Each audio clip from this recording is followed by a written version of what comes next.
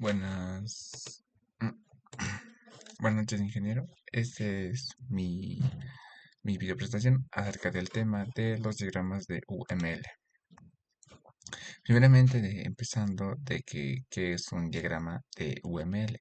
Los diagramas de UML, o como su nombre lo dice, en el de lenguaje de modelado unificado, son un tipo de estrategia por el cual pasa todo tipo de sistema.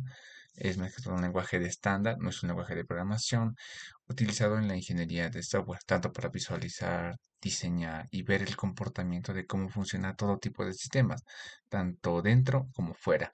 Este tipo de diagramas o este tipo de lenguaje son universales, ya que este tipo de diagramas, si los podemos, si puede decirse de otra forma, si los llevamos a cualquier país, cualquier persona puede entenderlo, cualquier ingeniero en software o alguien que conozca el tema puede entender cómo entiende cómo es que trabaja y cómo funciona nuestro sistema a base a base del lenguaje de modelado unificado o UML, lo que nos permite representar la estructura del sistema, ya sea desde las clases, los objetos, componentes, el comportamiento, qué proceso va a tener, qué pasa si esto pasa, qué pasa si viene un nuevo carácter, qué pasa si se introduce este registro, qué pasa si esto pasa. O sea que es fundamental. Es fundamental porque fácilmente con toda nuestra documentación podemos mostrar a cualquier persona cómo funciona nuestro sistema, cómo es que está operando, cómo es que va a pasar y cómo es que se va a comunicar, etcétera. Lo que más que todo realiza es que facilita la comunicación entre programadores, analistas y clientes. Como los diagramas de clases se van a interpretar bien desde el análisis de los analistas para los programadores, al igual del cliente, cómo va a poder, con los casos de uso, ver cómo va a ser el comportamiento de su sistema. Al igual que planificar y entender un sistema antes de programarlo, ya que primero viene el análisis en todo esto, desde el análisis desde cuál es el problema hasta cuál es el objetivo y el análisis el análisis que va a tener dicho sistema, al igual de que permite detectar errores desde una temprana implementación por su diseño antes de empezar con lo que es la programación.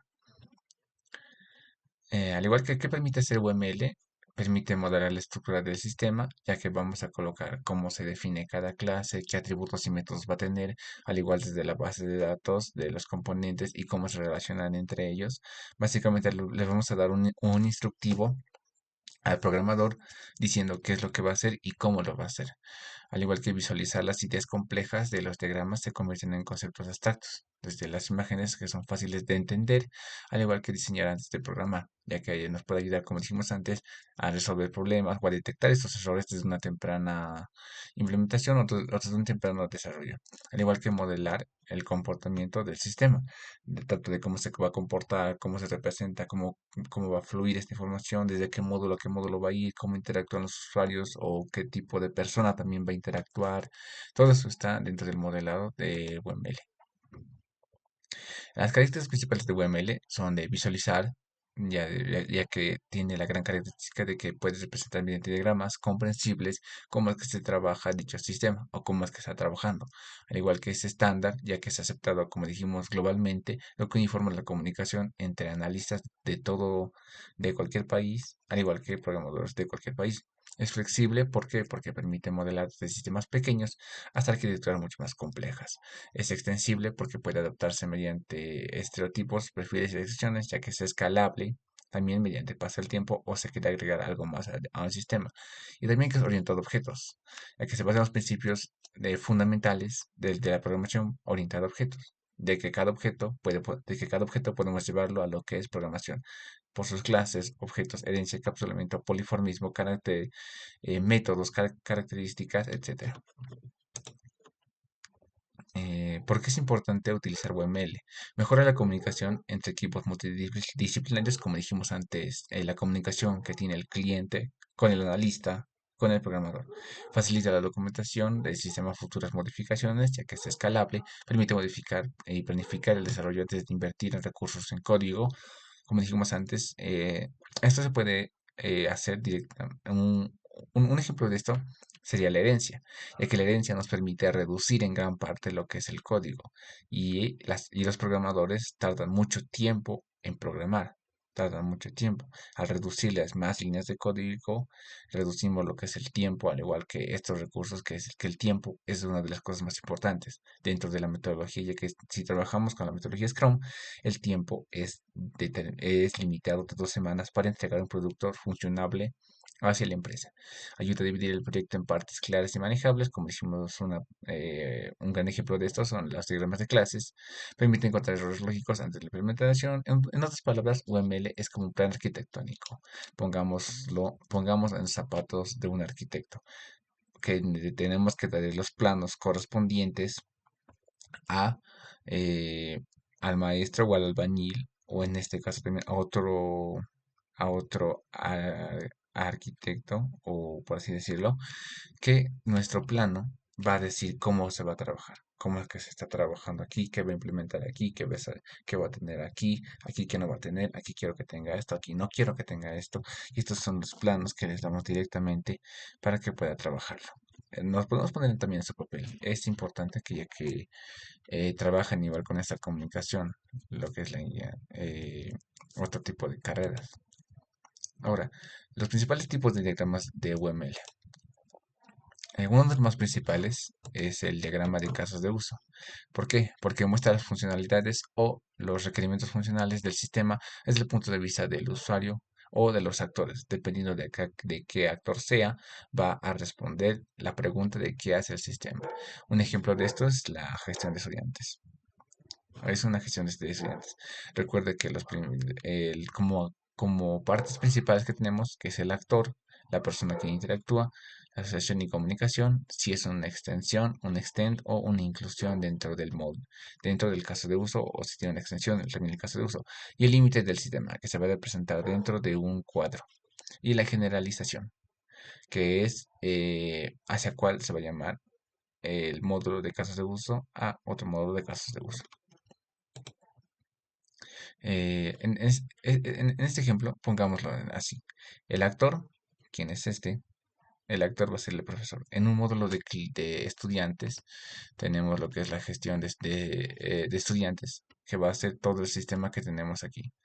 Este va a ser todo el sistema. Tenemos lo que es el primer caso de uso, ya que se lee desde arriba hasta abajo, que va a ser reservar salón de actos. Este va a ser un extent porque va a ser un caso de uso obligatorio que va a tener el actor. ¿Por qué? Porque se identifica primeramente quién interactúa.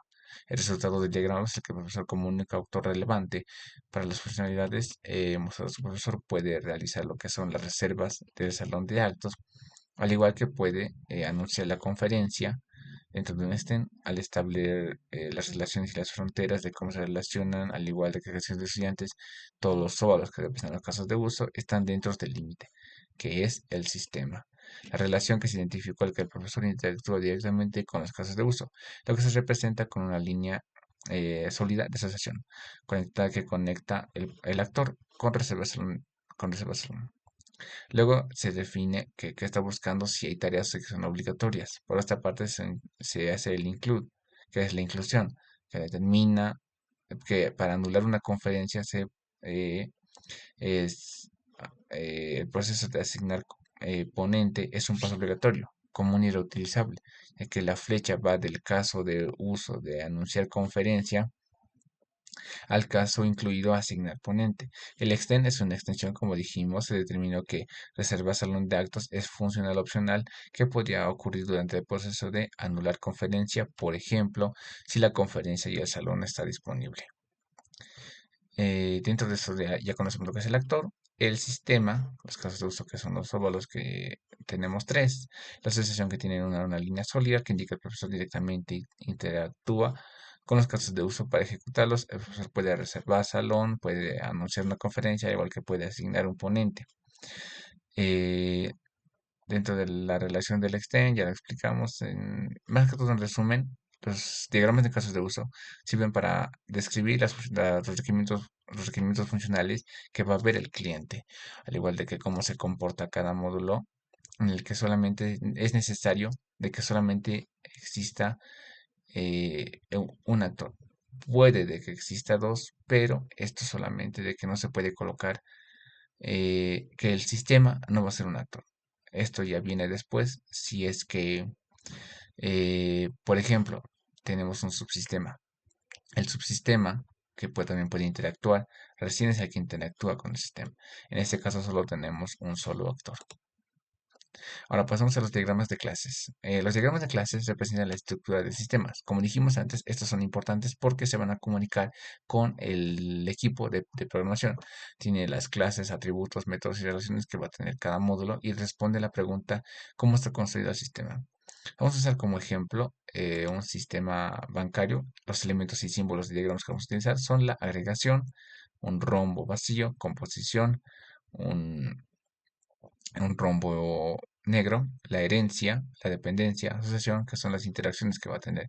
Las clases, que va a tener principalmente el nombre de la clase, es el más importante, los atributos que va a tener la clase y las operaciones y métodos, al igual que la visibilidad o los niveles de acceso, si va a ser público, privado, protegido, derivado, paquete, al igual que la multiplicidad, que es el número de elementos relacionados de 0 a 1, de 0 a muchos o de 1 a 1. En este caso, para hacer lo que dijimos que es un sistema bancario, estamos trabajando con lo que son el banco y cuentas. Este diagrama de UML modela la estructura estática y las relaciones claves dentro del sistema bancario, al igual que el banco de cuentas, que el banco y cuentas. Aquí es cuentas. La agregación. La clase banco está relacionada con la clase account, que es la clase cuenta, mediante la agregación de rombo vacío, lo que significa que bank gestiona que trabaja con muchas cuentas. Las cuentas pueden existir independientemente del banco en sentido, por así decirlo, que el banco administra.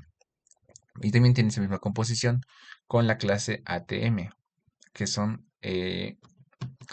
mediante la composición de un rombo relleno, indicando que la relación pertenece fuerte. Esto implica que los cajeros automáticos son una parte integral dentro del banco y son mantenidos o gestionados igualmente por el banco. La clase clientes, la clase clientes y cuentas, la clase cliente y clase y cuentas es asociada por la clase account, que a través de una asociación de hash que tenemos aquí, tiene cardinalidad. Esto puede tener una o dos más cuentas. Un cliente puede tener una o dos más cuentas, mientras que cada cuenta pertenece a un solo cliente. Al igual que las transacciones que tenemos aquí, las transacciones pertenecen igualmente a la clase account, o sea, la cuenta que es asociada de transacciones. Hace una cardinalidad de uno a muchos, ya que esto no afecta exactamente a una cuenta. La herencia que tenemos también en cuentas. Cuentas también tiene una herencia, por eso que se representa como un triángulo vacío, que la clase cuentas es una clase base o una clase padre. Las clases hijas van a ser cuenta corriente o también aquí tenemos una cuenta de ahorros. Son clases derivadas, sí, pero el funcionamiento son de que las subclases, o sea, las clases hijas, heredan todos los atributos, especialmente lo que es la llave primaria, que es donde se define la herencia, que se tiene que heredar la clase, el ID, o sea, el, el, el ID principal o el, o el, no, la primary key. Se tiene que heredar lo que es la primary key. ¿Por qué? Porque si se rima la primary key de la clase hija hacia las demás clases, estamos cumpliendo coherencia, ya que estamos cumpliendo de que aquí viene de un delete cascade. Lo que se elimina aquí, también se va a eliminar aquí. Al igual que las relaciones de las cuentas, están relacionadas de uno a uno, ya que esa es la cardinalidad correcta para lo que es la herencia. Ahora, diagramas de secuencia. Muestra el orden en el que los objetos se envían mensajes o responde a la pregunta de cómo interactúan los objetos paso por paso. En este vamos a utilizar cualquier sistema abstracto básico de UML. Eh, Recordemos que son las partes importantes, que los elementos y la simbología. El mensaje va a ser que es sincrónico, asincrónico y la respuesta que va a tener el actor y dependiendo la línea de vida, al igual que el objeto clase y el objeto clase dependiendo del mensaje por la barra de activación o las flechas del mensaje. Bien, este diagrama de secuencia de UML modela el comportamiento dinámico del sistema, mostrando la interacción de un conjunto de objetos a lo largo del tiempo para lograr un objetivo en específico, que es la eliminación de un objeto o la creación de un nuevo objeto.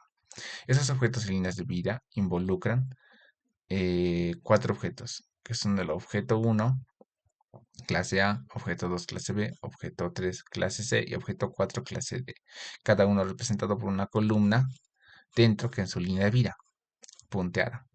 La activación inicial de interacción comienza con el objeto uno, donde la barra vertical sólida, esta que tenemos aquí, la línea de vida indica que el objeto está activo, ejecutando un código. Que este flujo de mensaje viene del objeto uno, envía un mensaje que prepara al objeto 2. Este mensaje se vuelve a recibir el mensaje y activa enviando el mensaje al objeto 3. En la clase C, la creación del objeto. ¿Por qué? Porque el objeto 3 recibe el mensaje de preparar y luego se activa. Ahora vamos a ver la clase 4, que es donde se crea el nuevo mensaje y apunta directamente al encabezado del nuevo objeto. Mientras que el objeto uno está activo, inicia el proceso de iteración, un bucle. Cuando el mensaje verifica, eso sugiere que el objeto uno no está llamando a sí mismo repetidamente, o es un bucle de autollamado o ejecutando una acción dentro de aquí. Algo que después de la iteración verifica de detección de esa línea de vida, verifica si es verdadero o si tiene una condicional. Esto con el objeto ya envía un mensaje hacia el objeto 3 llamado un mensaje al objeto uno de regreso, porque le hizo una autollamada, que esto va a ser para verificar y eliminar el objeto. El diagrama, por lo tanto, ilustra lo que es la secuencia de operaciones o incluyendo la creación. Eso se puede implementar posteriormente de un objeto, ya sea desde un CRUD o la sola lógica del control. Los diagramas de actividades. Diagramas de actividades son la descripción, bueno, representan el flujo de trabajo o procesos o algoritmos que tenemos dentro de un sistema. ¿Esto por qué? Ya que responde la pregunta de qué acciones se va a hacer en dicho sistema. Ejemplo, vamos a utilizar un sistema de gestión y de subasta y gestión de ofertas. Los nodos de acción que van a ser principalmente representados dentro de un recuadro con curvas redondas que va a ser la acción, una flecha que va a ser la señal de envío, aceptar eventos que va a ser tipo una figura entre dos, partida entre dos, lo que llamado una llamada de actividad externa, el objeto que se va a hacer, los nodos de control, nodo inicial, nodo final y nodo de flujo, los fork y join, dependiendo de la consulta que se va a hacer en los diagramas de actividades, y la decisión o las condicionales que tenemos de uno o dos, dependiendo de la decisión que se crea. Ahora, en este ejemplo, este diagrama modela el flujo de trabajo en la secuencia que se va a hacer paso por paso, representando en carriles, que son los roles, desde el productor, el administrador y el comercializador. El flujo de proceso comienza desde que el productor genera una oferta. Esta oferta pasa al administrador. La publicación. Las ofertas del administrador pasan quien se encarga de registrarlas y publicarlas y revisar ofertas y eso que es realizar una contraoferta. El ciclo de oferta y contraoferta revisa las ofertas publicadas, toma la decisión de realizar una contraoferta o de publicar contra oferta ganadora actual. ¿Esto por qué? Porque viene por la decisión final del administrador. El administrador evalúa si se ha llegado al final de la subasta, analiza las contraofertas, evalúa si es que con un sí o no un punto de decisión fin subasta, la ruta no nos dice que publica contra oferta ganadora actual del comercializador o publica contra oferta ganadora final. Si es que se cumple la condicional, realizar otra contraoferta cerrando el ciclo. Y la ruta sí es mucho más directa. Si la subasta ha terminado, el administrador publica la contraoferta, la registra y termina el ciclo. Tras la publicación final, el administrador registra lo que es el contrato, etcétera, y llegando al proceso final. En resumen, este diagrama de actividades dentro de un sistema de subasta que interactúa entre no, entre tres actores, interactúa en un bucle, ya que hasta que se cumpla la condición, la definición de la subasta, el bucle se va a seguir continuando hasta que haya una contraoferta, hasta que haya otra contraoferta, ya que no solamente va a haber un comercializador, van a haber muchos más comercializadores que cada uno va a revisar las ofertas y cada uno va a hacer una propia contraoferta. Diagramas de estado. Muestra los estados por los que pasa un objeto y los eventos que causan cambio. Responden que estados puede tener un objeto, al igual que, vamos a utilizar aquí un ejemplo, un diagrama de máquina o de máquina de estados con un proceso de check-in o embarque. Lo, Se repite casi los mismos diagramas que teníamos antes, el comienzo, el estado de comercio, digo, el estado inicial, el estado final, el estado y la transición que va a tener. Bien, este diagrama de máquina representa lo que es probablemente una reservencia de un pasajero. ¿Por qué? Porque las transiciones ocurren dentro de un proceso del check-in o embarque, si es que está dentro del embarque o no. Eso se puede utilizar también en plataformas ya que son dentro de un avión o también en lo que son embarques, lo que son ya sea en aviones o en barcos. Comenzamos desde el inicio, que es la inicio y la primera decisión, que se verifica la reserva. Esto dentro de un avión, porque el proceso comienza desde el ver estado inicial, el círculo lleno. Verificamos la reserva, aplicamos la condicional si es que visite preferencias o enviar al aeropuerto. ¿Esto por qué? Porque nos lleva a un punto de decisión donde la ruta de problema hay un problema con la reserva, el proceso te envía al aeropuerto. Pero si es que la ruta normal verifica que es exitosa, entonces visita las preferencias, que va a ser imprimir el embarque o recibir equipaje e imprimir recibos. La actividad de pasarelas o de sincronización es el proceso por pasar una barra de sincronización, o como dijimos antes, un fork, lo que significa que a partir de este punto, varias actividades pueden ocurrir simultáneamente o en paralelo, ya que la actividad uno nos dice que podemos imprimir documentos de embarque, pero si no se cumple con la condicional, empezamos un proceso del equipaje. Este bucle condicional del equipaje está en el estado de imprimir y embarque, avanza directamente, pero el estado de recibir paquetes y recibos tiene una transición, ya que vuelta de la etiqueta sin equipaje aquí. Y esto lo que implica es que si hay equipaje para registrar, el proceso de recibir equipaje puede ser omitido o completamente inmediatamente. Al igual que la reunión de actividades dentro de que tenemos por este join, que ambos flujos son paralelos, una segunda vara de sincronización dentro del join, lo que significa que el proceso no se puede continuar o hasta que ambas rutas de impresión de documentos y procesamiento del equipaje no se hayan completado. Ahora, el cierre del flujo comienza cuando desde la verificar reserva hay problemas con la reserva, enviamos de vuelta al aeropuerto y termina lo que es el ciclo. Al igual de que aquí en el join, si no se cumple, puedes dar al pasajero sus documentos correspondientes hasta que se cumpla la condicional. Este diagrama muestra el flujo en el que puede dividirse actividades paralelas, tanto lo que es impresión, impresión y equipaje. Diagrama de componentes. Muestra los módulos físicos del sistema, o sea, los componentes del software. Responde en qué partes lo componen y cómo se relacionan. Ejemplo, la arquitectura de software centralizada. Aquí vamos a ver esto. Un rectángulo, aquí son los principales componentes que tenemos.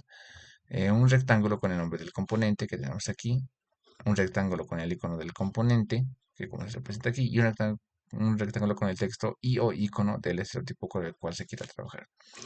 Ok, vamos a aplicar todo esto en una arquitectura de software centralizada. ¿Esto por qué? Porque es donde vamos a ver mucho mejor cómo es que toda la información se puede centralizarse dentro de un método, dentro de un mail o de un index por el cual estamos trabajando. Los componentes son los rectángulos que representan partes modulares y reemplazables del sistema con interfaces bien definidas y que se identifican. El main, que es el núcleo principal, es el componente principal. Es central porque aquí van a interactuar con todos los demás subsistemas. Subsistema 1, 2, 3, 4 son los módulos periféricos o de funcionalidad específicamente del sistema. Las interfaces que tenemos dentro del círculo y zócalo que definen los componentes donde interactúan la interfaz, que representa una interfaz proporcionada, es la funcionalidad que un componente ofrece a otros, al igual que dentro de un zócalo, mediante una luna, representa una interfaz requerida. Es la funcionalidad que un componente necesita para operar. El flujo de interacción dependencia viene del diagrama de la arquitectura de los subsistemas, ya que los componentes subsistema 1, 2, 3 y 4 son principales proveedores de funcionalidad. Cada uno ofrece una interfaz diferente para el sistema central. El componente central main es quien actúa como el consumidor central y coordinador. De que las interfaces requeridas dentro de los zócalos, el main tiene múltiples zócalos. aquí y aquí. ¿Esto que indica? Indicando que requiere los servicios proporcionados de todos los subsistemas, al igual que es intermediario, ya que las líneas que conectan con los subsistemas main a través de símbolos de interfaces, tanto los Lollipop como los Zócalo, muestran un subsistema que ofrecen servicios utilizados, consumidos por el main.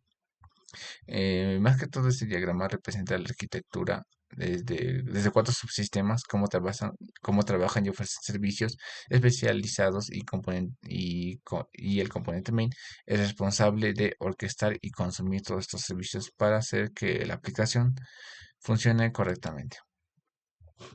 Diagramas de despliegue. Los diagramas de despliegue muestran cómo el sistema se distribuye en el hardware, directamente con la computadora, con lo que es físico dentro de la computadora, respondiendo a la pregunta en qué servidores o dispositivos corre el sistema. Esto no lo utilizan muchos sistemas, solamente lo que son sistemas complejos. Bueno, aquí vamos a utilizar lo que es el ejemplo de la arquitectura web multinivel. Los principales componentes que tenemos, los nodos, los artefactos, los dispositivos por los cuales se va a trabajar, que cada uno tiene un atributo y las operaciones correspondientemente como los diagramas de clase y la asociación con la comunicación. Bien, aquí tenemos que el usuario, dentro de aquí los diagramas de la arquitectura física, mostrando dónde se ejecutan los componentes de software. Entonces, del artefacto a través de la red representa el modelo del servidor a la arquitectura de tres capas. Una, dos y tres. ¿Esto por qué? Porque son cuatro nodos lógicos, pero son tres capas: el servidor, la aplicación y la base de datos con común en aplicaciones web empresariales, donde mucho más se ven. Luego que la capa de presentación, que es navegador cliente, aquí, navegador cliente, donde esté el nodo de browser, que es el navegador. Los componentes tiene como artefactos, como son Adobe Flash, interactúan con el usuario, quien se comunica con el web servidor a través de un método HTTPS muy común, que es el protocolo estándar en la web, que se comunica con la capa web, que es el nodo, el componente software como Apache y el conector ModJK. Y su función, que se encarga de servir en contenido estático y reenviar peticiones dinámicas y reenviar peticiones en el contenido por aplicación server usando el protocolo AJP, que es Apache JServe Protocol, que es eficiente para la comunicación entre el servidor web y la aplicación del servidor. Está en la capa de aplicación, ya que el nodo de aplicación server contiene el contenedor de Tomcat y dentro de este contenedor se aloja otro que es el ser, que se funciona la lógica funciona con la lógica del negocio real, al igual de que ejecuta la lógica de negocio, procesa los datos y gestiona las transacciones y se conecta directamente con la base de datos para gestionar los datos mediante una base de datos con Java y que es el estándar de conexión con llave a la base de datos. Y en la capa datos, que es este aquí el servidor de base de datos, tenemos el nodo Database Server, que los componentes que tenemos aquí es el software y el tipo de que estamos trabajando, que es MySQL. Almacena y gestiona todos los que el software de la base de datos almacena y gestiona todos los datos presentes del sistema.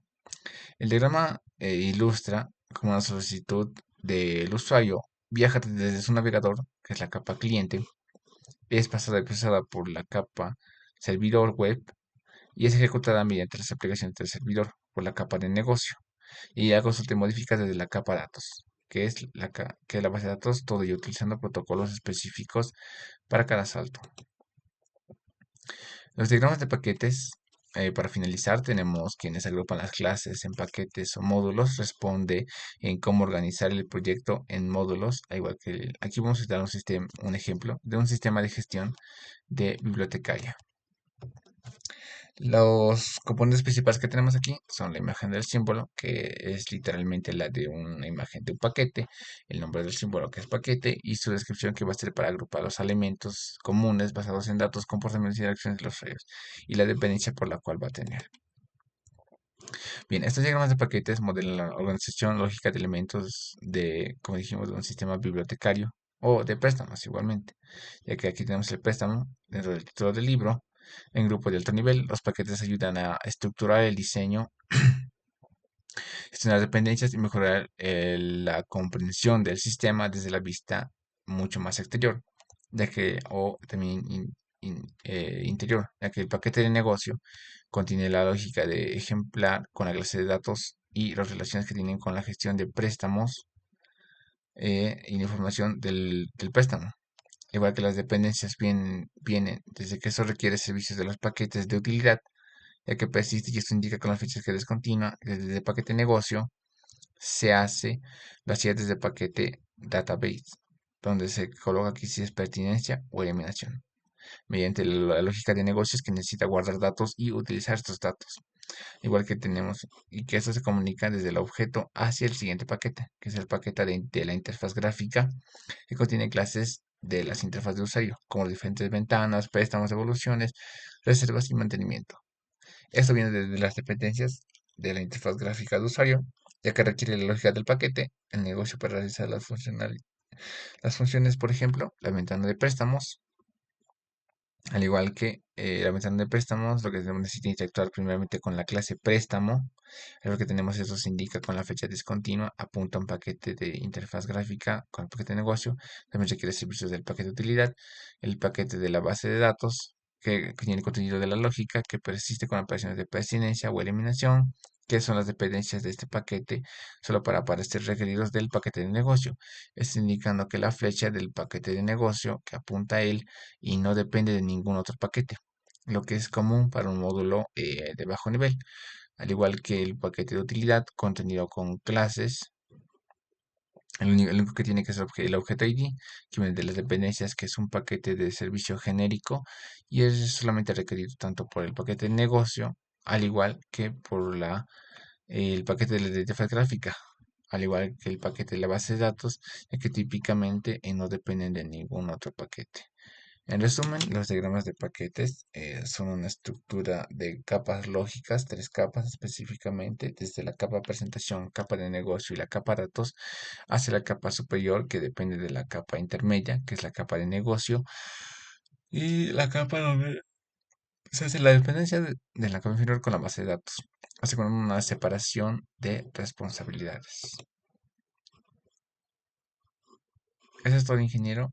Este fue la presentación de mi video de los 8 casos de diagramas de UML. Hasta luego, ingeniero. Muchas gracias.